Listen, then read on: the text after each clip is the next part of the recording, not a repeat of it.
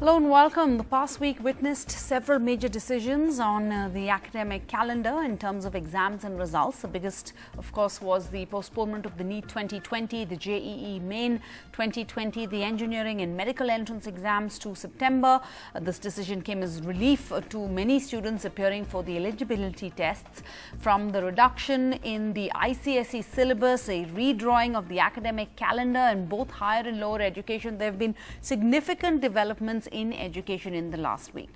But we're asking tonight, what are the lessons to be learned from the COVID-19 lockdown? Is this an opportunity to reconsider our education system? Is the coronavirus pandemic reshaping education as we know it? Can the pandemic reshape education the way we want it?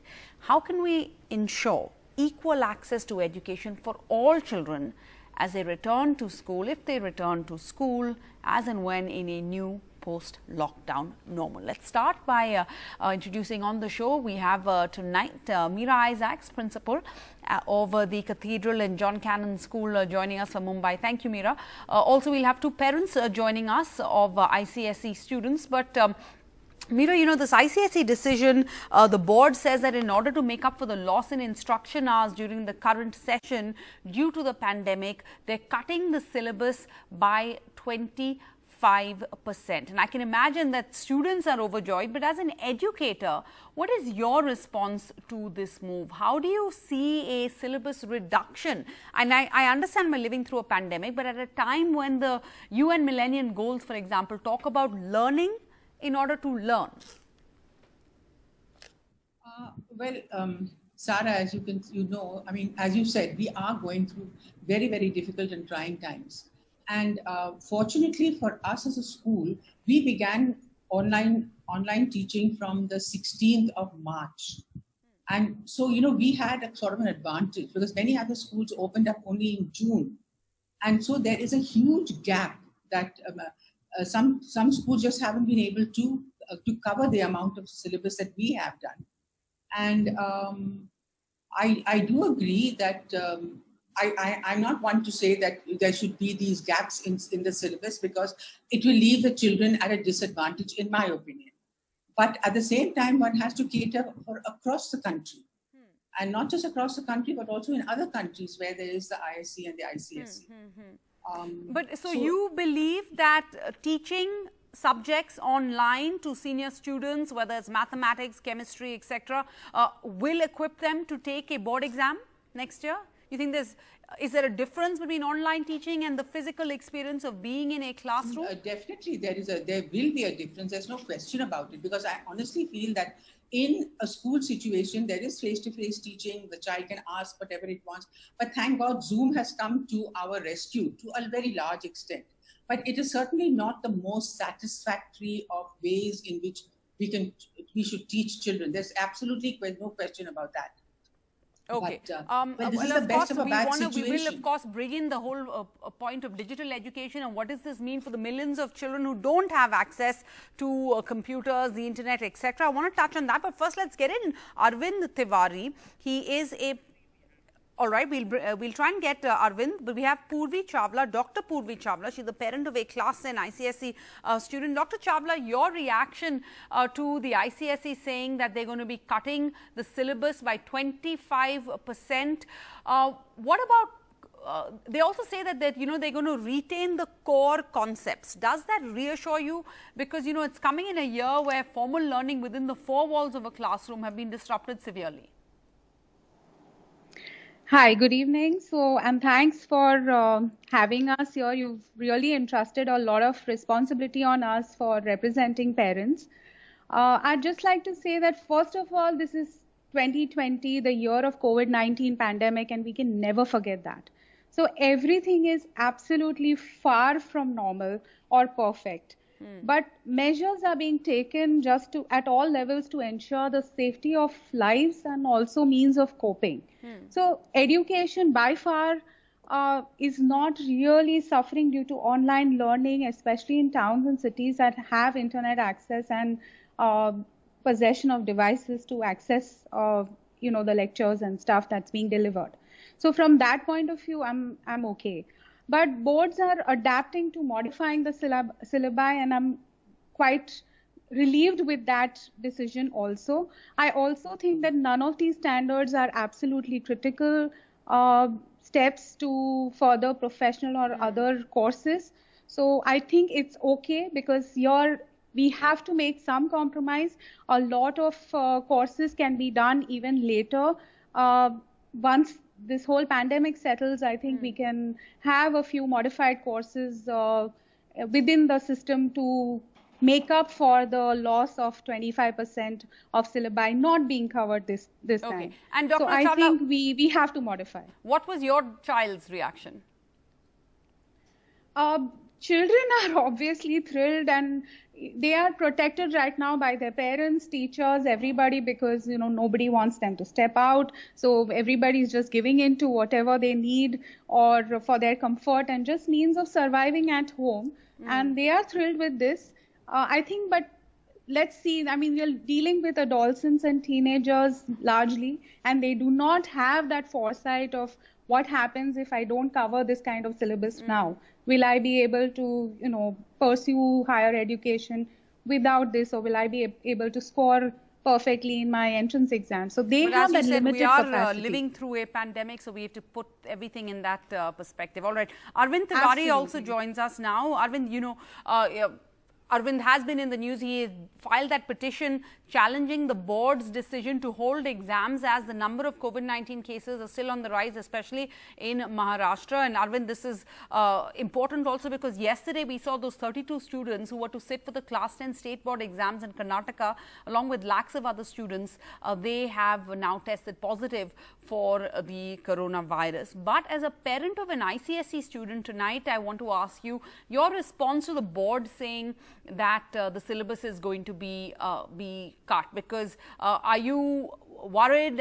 You're a lawyer. How do you decide what to leave out when you figure out whether you should cut a syllabus? Because concepts really are foundational to further learning, right? See, I would like to say that right now the situation, we have to adjust to the situation, and it's a choice. It's a very hard choice to make, whether when the first priority is whether you have to keep yourself safe and also to educate yourself and move ahead in this direction. So somewhere down the line, when we are going in for an online type of a teaching and where there are no physical classes being conducted, somewhere down the line, if the syllabus is kept to be on the same level which has been done in the last year, there will be a problem for even the children to take it up, and also for the schools to complete their portion syllabus. And also, see, we have to also think that organizing the schools on an online platform is a different thing. We also have to analyze how they will take the examinations on an online platform, because that is something which is not yet seen and not yet developed in India. So somewhere down the line, cutting down the syllabus will certainly help the students and also the schools and the faculty to somewhere meet up to the target.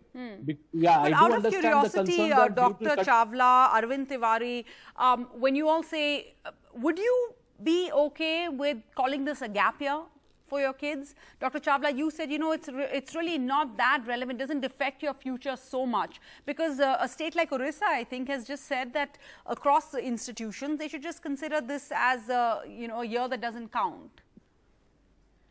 So my view is that I'm never about extremes. I think this is a pandemic year. Let this be a learning. The first 2 months or 3 months have been a period of adaptation to, going online, or even today we are online on this interview. We would have been in the studio comfortably having coffee and discussing these things. But so we all have adapted to that. This is early training for the kids. So I don't want this to be a gap year. Let them not go scot-free.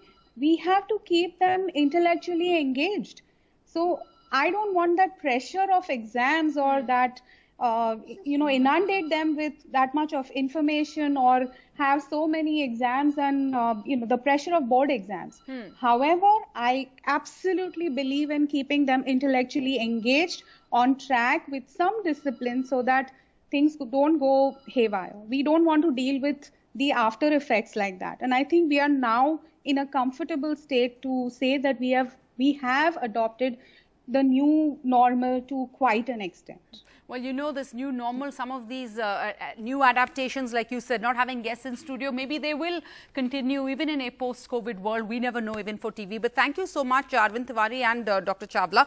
Meera Isaacs, you know, the world over, governments are still trying to work out ways to resume education amidst this pandemic. How do you see this unfolding? Yes, schools are planning for various contingencies, right? All students in school, no students in school, 30% of students only at a point of time, some hybrid version of a person in person and home learning also. Yeah. Before I come on to that, Sarah, let me just say that from what I see, how the council has worked this out, the core of what is necessary is still there in the syllabus. But they haven't told you what they're cutting out, right? They have. Okay.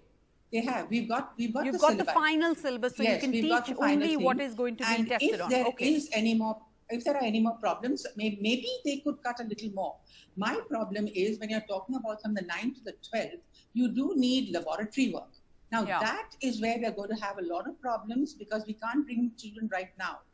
And you were asking how are we planning to do it? Right now, Bombay is absolutely a no-no. There's no way we can bring children back to school. But because we have got ready for the examinations, and all the school buildings have been sanitized very thoroughly, at least once over. But having said that, for the senior classes, we are hoping to have alternate days where we can bring them in when things get a little better.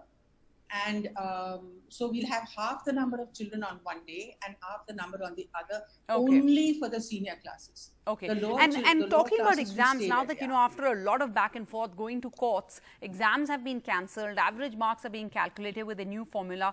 What exams do you envisage in the future? Is this an opportunity now for all of us? Are we at a moment where perhaps we can shift away from that, you know, A got 0.% more than B? Can we move away from that system? Absolutely. I think this is the point where now it has been an eye-opener for all of us. We need to be moving towards the kind of international assessments that are available. I know that, I mean, first of all, lots of children don't even have a proper digital service at their disposal. But this is the way we need our national curricula need to move on to the kind of international assessment systems that there are there. So we will never again fall into this kind of a trap. You saw how the IB and the ICSE, how quickly they changed. And they said that they were going to use all the assessments that had been done over the year. I think this is what we need to do also, because we are moving into the 21st century, and we've got to be more forward-looking, more progressive about whatever we do. There's no question about that. Okay, I can bring in now Aditi Mishra. She is the director principal of the DPS Gurugram, joining us. Aditi, you know, now that the ICSE, I mean, the board there has announced a cut in the syllabus for ICSE, is it just a matter of time that the CBSE follows through? Yes, we've been working on the reduced syllabus, on the rationalized syllabus, so to say. And within a week, we'll know exactly what is being going to be added and what will be removed. But the idea is that we're not planning to remove entire chapters, but perhaps certain modules which have already been done in the previous year, which need not be kept up for assessment, just to reduce the burden on the child. And what about the burden on the teacher? Does reducing the syllabus also translate into a reduction of work for teachers in the sense that, you know, a lot of ground has been lost? There's been months that children haven't been physically in a classroom, and you have to pick up perhaps from where they left off? So actually the teachers' workload seems to have increased substantially in the past 3 months. Having said that, I must shout out to all the teachers across the globe who have slipped in very easily into this online mode of teaching. And they have actually unlearned a lot of stuff and relearned and redefined their own pedagogy because of the way classes are being held now. So certainly the teachers' work has increased, but I think for a is teacher, that because teachers also need to be technologically, you know, up to date? Sometimes maybe the students are just better at working all these Zoom and other apps that you need to download. That unfortunately, I hate to say this as a traditional teacher myself, but a teacher who is not digitally sound today will soon become irrelevant. But teachers need training. Has to be. Will the school invest in the training? Teachers need training. Will the school invest in the training, or should the government? Oh yes, absolutely. But will the school we have no invest in the choice. training? We have to do it.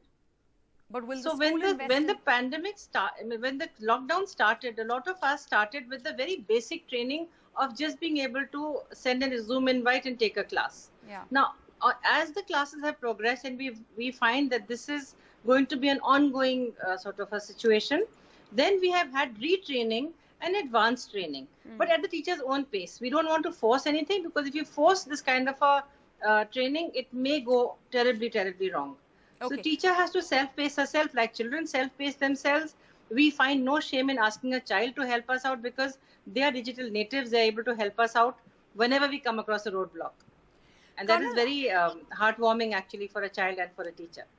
And Colonel Amit Batla, who along with other parents had moved the Supreme Court against the conduct of pending CBSE exams in July, given the raging pandemic, and he now joins us. Colonel Batla, you know, the government has, the NCERT actually has developed an alternative academic calendar for all classes, and they have given detailed guidelines for teachers on the use of technology, and the Education Minister says teaching must continue online. So as a parent, are you reassured that your child, again, I know we're in the middle of a pandemic, is getting the education you had hoped for all along?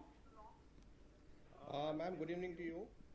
Thank you NDTV for this coverage. I agree with you, ma'am. Under the present circumstances, we cannot have the normal education that was continuing. However, I think within these circumstances, this is the best possible that can be done.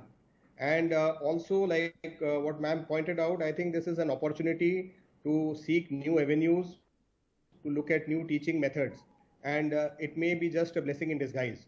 So I think there's a lot of efforts which are being put in by the schools, by the teachers, and the things are only improving every day. And the situation still remains uncertain, and we actually do not know how long it will take before the schools can finally open up again and the children can get back to normalcy. So I think under the present circumstances, this is the way to go, and we have to explore new avenues, work every day on better methods of teaching, connecting with the children. So I think that's the way to go, ma'am. Okay, so if online teaching is the way of the future, but let's not forget the digital divide. States like Odisha have recognized this. They've declared 2021 as a year that's not going to be counted. Madhya Pradesh, I read, has banned online teaching for primary classes. Most of, many children in India, millions do not even have smartphones, let alone expensive electronic devices. That too, you need more than one per child in a house with 2 kids. They need separate computers. So that's something we need to keep in mind. Before that, I want to go across to a student who joins us from a class 12 student, Riya Gupta. Riya, you know, so much has been said about the emotional stability of students right now. So, you know, students of your generation who were thinking that the future is theirs for the taking, ready to step out into the real world, then thrown in the middle of a pandemic. Your reactions to the syllabus being cut down, to your classes going online, and to this digital divide does everybody in your class, are they able to access classes online? So I don't think that everybody is able to access classes online, but I support the syllabus being cut because not only has this pandemic brought about a lot of stress, and it has, our mental health is taking a toll. But online classes have also imposed some problems because we're not very used to this virtual form of learning. Teachers are struggling, students are struggling. So I think that syllabus being reduced is very good, and students can now focus on doing only the part of the syllabus which is actually important and not being stressed about the entire thing and how to cover up all the missed work. We can obviously just cover up anything remaining, like the practicals or any other aspect of our studies, when the time gets all right. And I think health is everything, and if only if we're healthy will we be able to continue studying. So I really support this decision. And can you expand a little bit on, you said there are some students in your class or in your school who you think don't have access. Are schools, do you know from your school and from your friends, are schools doing anything about these students? And of course, these are schools from the capital, from metropolitan cities, cosmopolitan cities like Delhi and Mumbai, and of course, there's the other India out there. But go ahead, what's your personal experience been like? Yeah, I think it's unfair to the students who are not staying in metropolitan areas. Obviously, we're more privileged, and we should take into account of what they're going to face, because they won't have as many devices and internet access. So it will be a little problematic for them to study online, or if we just choose to switch entirely to an online method of teaching, it will be problematic for them. Okay, I want to end with both our principals. Meera Isaacs, to you first. You know, much has been written, said about the pandemic causing a generation of students who will be academically lost, socially stunted, emotionally scarred. How do you see, what are the lessons that students themselves can learn from this, this pandemic? Sarah, you know, I just think that first of all, I think our children have learned to be more resilient. And I think it's very important that our children learn how blessed they are in so many ways by what they have. Of course, I'm talking about the school, my school and my children. And I always tell them that you just see how blessed you are in so many ways. You know, you can see the positive side of it also. I see the positivity in the kind of education system that will be coming our way. I definitely do see that, because this old content heavy syllabus will just not do. It's got to be more open, it's got to be more flexible, it's got to be more forward thinking. And I really want to agree, I want to add my voice to what I think it was the other principal, I can't see her, said. You know, it's a tremendous shout out to our teachers. They have been so wonderfully sterling in whatever they have done. And actually, I think it's a good day for us to have this this debate or this conversation, because today is Guru Purnima.